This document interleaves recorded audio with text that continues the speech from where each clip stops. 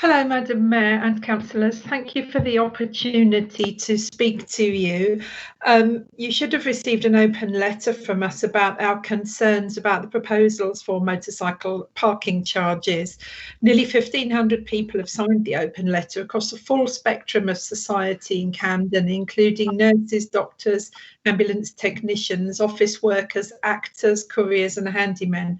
The people who responded have told us they have no other viable means of transport due to the length and nature or the time of their journeys.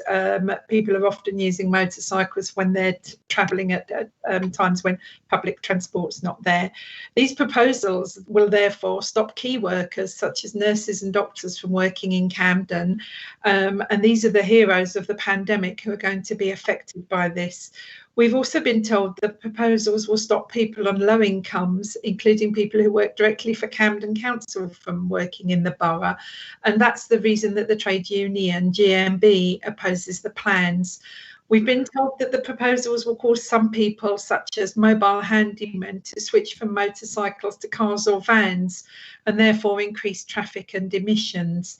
The proposals will affect people who are disabled. There are quite a few disabled people who are able to ride adapted motorcycles. So their powered two-wheeler is their only viable mode of transport. We've been told that there are businesses who are based in Camden who will have to close their doors because of the proposals. They will also potentially increase crime by reducing access to secure parking for motorcyclists. We believe the consultation was not done properly. Due to the pandemic, fewer people were in work and therefore unable to find out about the proposals, and reaching out to motorcyclists is quite difficult. Camden, I believe, has also refused to meet with interested parties such as Motorcycle Action Group to discuss concerns. The proposals are not based on evidence. The evidence to support the proposals is either flawed or non-existent in our perception. We've uncovered new evidence as part of the open letter that Camden should consider. In particular, the EQIA associated with this proposal says there'll be no negative effects as a result of the changes. This is clearly not the case, and consequently the proposal should be reconsidered. We're therefore asking Camden to reconsider the proposals and to meet with interested parties to discuss these concerns and work together to find solutions to the issues identified in the consultation about charging motorcycles for parking.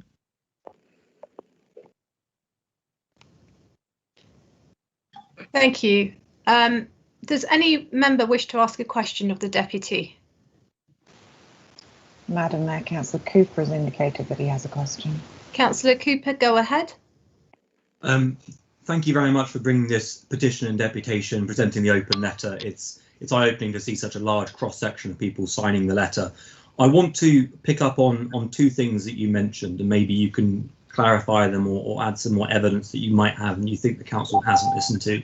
One is on the environment, because obviously, so motorcycles emit about 1/3 as much CO2 as cars do, and there's a danger here that we make the perfect the enemy of the good by thinking that because you make it hard to have a motorbike, everyone's going to change onto bikes. And of course, you would need, if they emit 1/3 as much as cars, you need 3 times as many to move onto bikes as to cars to just stay put. So maybe some information about what people will do in response to this. Will they move to cars, and what sort of numbers would be useful? And the second point that you mentioned about the GMB backing your position, there was once a time when motorbikes were overwhelmingly ridden or associated with sort of Dr. House style middle class professionals having a midlife crisis. But I think it's fair to say that nowadays that's not true. And if you look at the gig economy and delivery riders and similar, there's a large number of people that are on much lower incomes that would be affected. That's my personal view from anecdote. Is that your view, and what evidence do you have to support that? Catherine, I'm just going to take another question before you respond. Is that all right? Yeah. Can I take a question from Councillor Tomlinson? Thank you, Madam Mayor.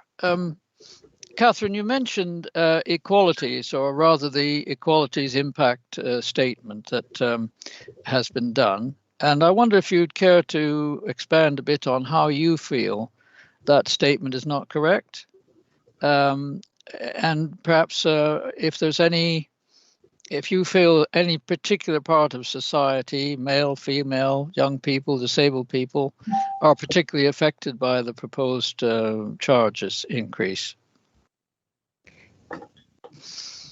Cathy, go ahead and respond to both comments and questions. Thank you. So the emissions question and the question around modal shift. Motorcycles are currently, they produce about 0.5% of all emissions. So even if there were a sudden huge increase in motorcycles, it's a very tiny proportion of the overall emissions. There's quite a lot of evidence out there also from the Leuven study from Belgium that actually if there's a modal shift to motorcycles, that reduces congestion and reduces emissions emitted by cars. We definitely were speaking to people who said, I can carry tools, I can carry equipment on my motorcycle, I can't do that on public transport, I would have to shift to a van or car. That's some of the people that we spoke to said that. So the modal shift would be in the wrong direction. In terms of unions and the question around the gig economy, there's been quite a large increase from our understanding. I haven't got the figures, although I've heard from a meeting earlier at which the police were in attendance, that across London and even the UK, there's been a big uptake and increase in gig economy and delivery for the last mile, because local shops and other businesses have realised that there's an increase, certainly during the pandemic, an increased need for delivery to the home. And this would really potentially hit quite hard on gig economy workers living in the borough and trying to work in the borough in their ability to work. In terms of the equalities impact statement, our feeling is that the consultation happened at a time when the pandemic was affecting travel to work at its most difficult, and consultation was undertaken in part by notices in bike bays, and I believe also that people with parking permits in Camden, motorcycle parking permits were contacted. But this by no means makes the information about the consultation and the proposed charges available to all motorcyclists, because those who are parking in the bays that are currently free and don't have a permit, so they wouldn't have been contacted. Those that work in the borough and park in those bays wouldn't have been contacted. Our feeling after the conversations that we've had with a number of riders that we've spoken to who did not know about this is that the EQIA hasn't managed to contact there hasn't been contact with the riding body. It's very difficult, admittedly, to get in contact with people that ride in the borough because you don't know who they are. And although notices were put up in the bike bays, they may not have been seen by a lot of people who are reliant on those bike bays in order to work at hospitals. It's an awful lot of lower paid riders that are likely to be affected, that are using small motorcycles with very, very small emissions. Have I covered everybody's questions? I think I have. I think so, yes. Mm-hmm. Thank you so much for that, Cathy. I'd like to invite the Cabinet Member for Sustainable Camden, Councillor Harrison, to respond to the deputation. Councillor Harrison, you have 3 minutes. Thanks very much, and thanks very much for your deputation.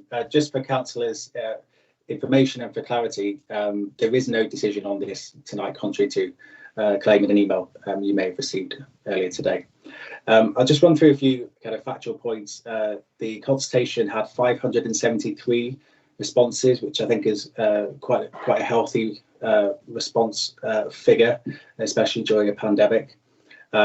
It's not true that the equalities impact assessment does not identify negative impacts. Positive and negative impacts are identified and they're discussed, including possible mitigations.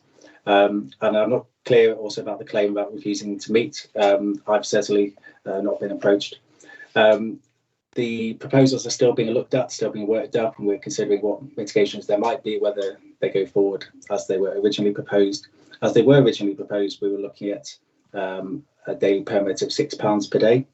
The equivalent daily permit for a car is £38.57. So I'm not sure there would be a direct switch from motorcycle to cars. And it's also worth just for members' knowledge, knowing that neighbouring Westminster council have long had a charge for motorcycle parking in their borough, so it's not an unusual situation, unusual set of proposals by any means. So as I say, based on the comments we've received during the engagement exercise, we'll be considering how to take the proposals forward, and they'll be coming forward to Cabinet in July.